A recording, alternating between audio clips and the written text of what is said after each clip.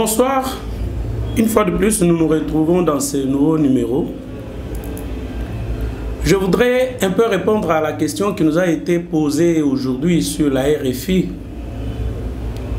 Est-ce que le président Félix Antoine Tshisekedi avait-il raison de valider l'équipe Kadima? Je leur ai répondu d'abord que les mots par eux utilisés, par RFI utilisés, ce sont des mots à deux sens. On dit que le président Félix a nommé. Je leur ai dit que c'est faux, le président n'a pas nommé. Le président a validé. Non, le président n'a pas validé. Le président a investi un processus qui commence où? Ce processus commence au niveau de l'Assemblée nationale. L'article que je vous recommande de lire, c'est l'article 12. Je demande à notre caméraman de bien le fixer et je vais le lire avec vous. Les membres de la Commission électorale nationale indépendante sont choisis parmi les personnalités indépendantes, reconnues pour leurs compétences, intégrité, moralité, probité et honnêteté intellectuelle. Ils sont choisis. Mais comment sont-ils choisis? Ces membres, 90 jours au plus avant l'expiration de mandat des membres de la CENI, le président de l'Assemblée nationale invite par écrit les composantes concernées de procéder à la désignation de nouveaux membres conformément aux dispositions de l'article 10 ci-dessus et en donne communication à la plénière de l'Assemblée nationale. Est-ce que M. Mbosoko Diapwanga, avec le retard connu dans le vote de la loi portant organisation et attribution de la CENI, a-t-il écrit aux composantes concernées oui ou non? Oui. Et ces composantes sont au nombre de 3. 1. Majorité. 2. Opposition. Parlementaire, bien sûr. Ce ne sont pas aux autorités morales des partis politiques. 3. Société civile. Et la société civile est subdivisée en 3 parties. Vous avez la société civile sous-composante, organisation professionnelle en matière électorale, et vous avez société civile sous-composante femmes et jeunes. Et enfin, vous avez la dernière sous-composante, la sous-composante confession religieuse. Et les confessions religieuses sont régies par leur charte, que je recommande que mon caméraman puisse vous le faire lire. L'article 16 dispose comme suit.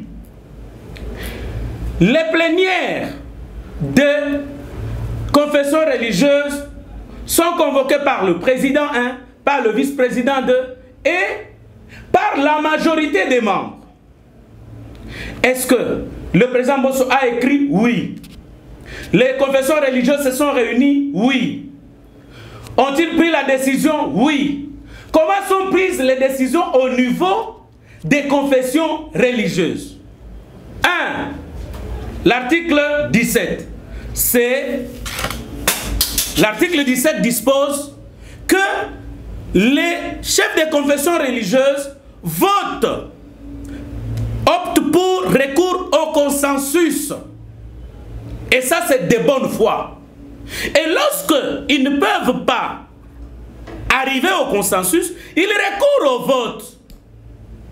Et ici, quand on n'atteint pas le consensus à 22 h, M. Cholet éteint les lampes et demande aux autres confessions religieuses de partir. Qu'est-ce qu'ils devaient faire? Parce que c'était la fin. Bakangi Bisakana Bango, et ils sont partis. Et là où ils sont partis, ils ont établi les PV de carence de consensus. Et ils ont opéré leur vote. Cholet nous sort. Oh, ils ont été corrompus. Mais maintenant, qui est corrompu? Parce que Cholet et le pasteur Senga, l'aumônier de l'ISTA, sont pendant que moi je vous parle, ils sont en Europe, faisant rapport à Glencore, faisant rapport à Bolloré. les gens connaissent laquelle famille dans ce pays a des acquaintances avec la multinationale Bolloré, qui patronne beaucoup de médias français. Et c'est ainsi que vous pouvez entendre la ligne qu'a prise la presse française ou la presse francophone. Et lorsque les composantes vont envoyer quoi? Les procès-verbaux. Est-ce que les procès-verbaux ont-ils été établis, déposés à l'Assemblée nationale? Oui. Et qu'est-ce qu'on demande par la suite? C'est que les procès-verbaux sont déposés et la plénière met en place une commission paritaire. Laquelle commission paritaire étudie cas par cas, suivant les critères fixés. Et la commission paritaire a été mise en place. Et pendant ce temps, le président Bosso a renvoyé les confessions religieuses pour trouver le consensus. Ça n'a pas marché. Deuxième fois, ça n'a pas marché. On descend l'affaire au niveau de la commission paritaire. Le président de la commission paritaire appelle M. Chollet à mener les preuves. La personne qui nous avait dit que le processus électoral de 2018, la Senco avait reçu les smartphones de l'Union européenne, des Arabes, des Asiatiques, nous dit aujourd'hui qu'il a les enregistrements. Mais brandir les enregistrements, non. Au lieu de brandir les enregistrements, il va faire rapport aux multinationales françaises, aux multinationales suisses, aux multinationales anglaises. Voyez quelle sorte d'homme de Dieu nous avons. Moi, j'ai honte d'être de l'aumônerie universitaire protestante. J'ai honte, je le dis. J'ai honte. Je peux regarder le pasteur Tchepela Mwabilay, pasteur Mbaya Tchakani. Je peux regarder Kalombo Mukuluwa Kasongo. J'ai dit que j'ai honte d'appartenir à l'aumônerie universitaire protestante si nos pasteurs peuvent se laisser aussi corrompre dans des histoires politiques cailleuses. Alors, le chef de l'État avait-il raison d'investir, oui ou non? Il n'avait pas d'autre choix. Pourquoi? Le processus en amont a commencé au niveau de composantes.